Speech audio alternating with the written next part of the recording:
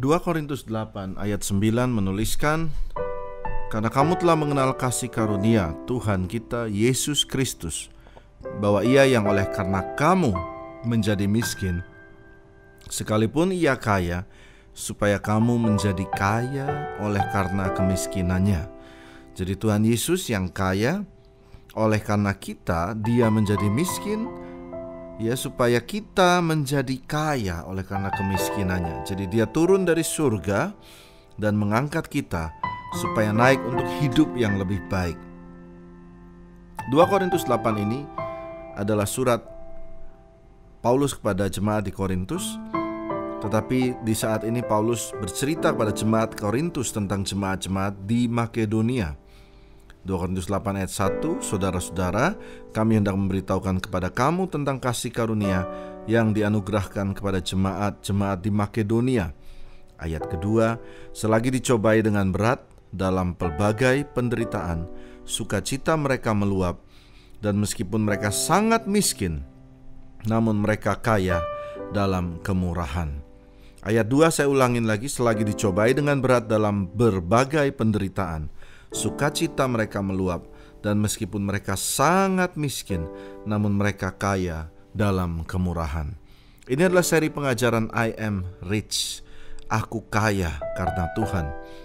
Yang pertama, kita melihat ayat ini dituliskan jemaat Makedonia itu penuh dengan penderitaan, tetapi sukacita mereka meluap.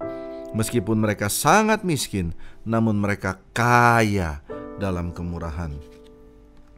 Yang pertama adalah sukacita yang meluap, dan yang kedua adalah kemurahan. Tentunya kita belajar pada hari ini bahwa sukacita di tengah penderitaan. Lalu saudara akan berkata, "Pak, kita tidak mampu bersukacita dalam penderitaan. Kita tidak mampu murah hati dalam kemiskinan." Dalam berbagai level, baik maupun di level bawah maupun di atas, ternyata manusia tidak henti-hentinya diterpa yang namanya tekanan maupun penderitaan. Baik yang sedang di bawah maupun di atas tetap sama. Dan sebaliknya, kalau engkau berkata merasa kurang, maka sebuah studi membuktikan bahwa orang yang paling kaya pun mereka merasa kurang. Kurang saja. Jadi dengan kata lain, engkau akan tetap merasa miskin meskipun engkau sudah kaya atau engkau punya sejumlah uang tertentu.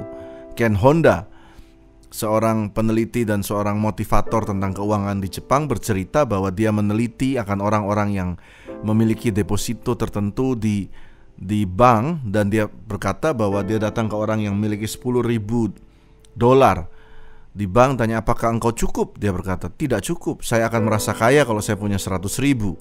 Lalu dia datang ke orang yang memiliki $100.000 dan dia tanyakan, "Apakah engkau merasa sudah kaya?" Dan mereka berkata, "Belum, aku akan kaya kalau aku punya uang 1 juta. Dan Ken Honda datang pada orang yang memiliki $1 juta. Saudara bisa tebak jawaban mereka. Mereka bilang, "Oh, saya belum kaya. Saya akan kaya kalau saya akan punya $10 juta."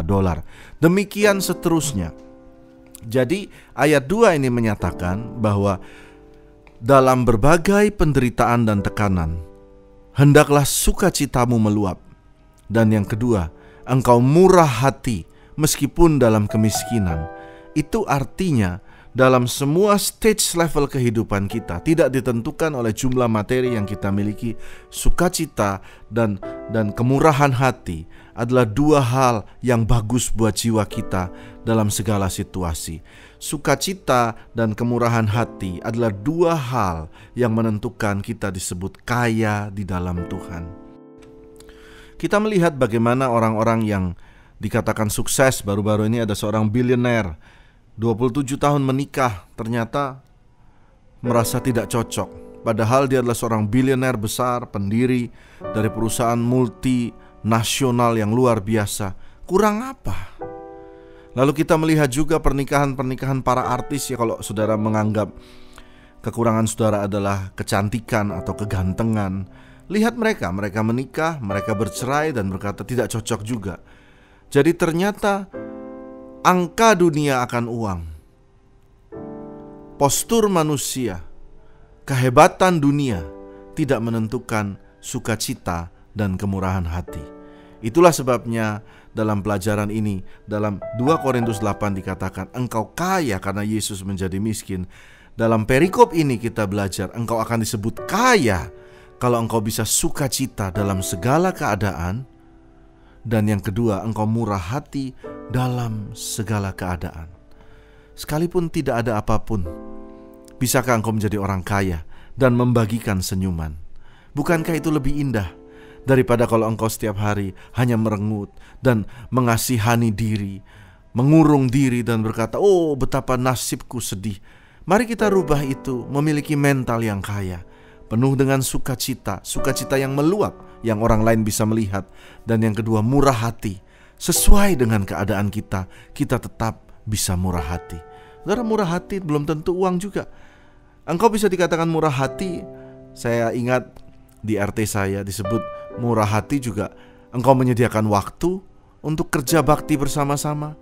Bahkan di gereja kadang-kadang saya ingat waktu gereja sedang membangun, anak-anak muda bersama-sama memindahkan keramik yang beratnya sekitar 2 ton, dibawa dari lantai 1 ke lantai 3. Itu luar biasa, hati yang murah hati.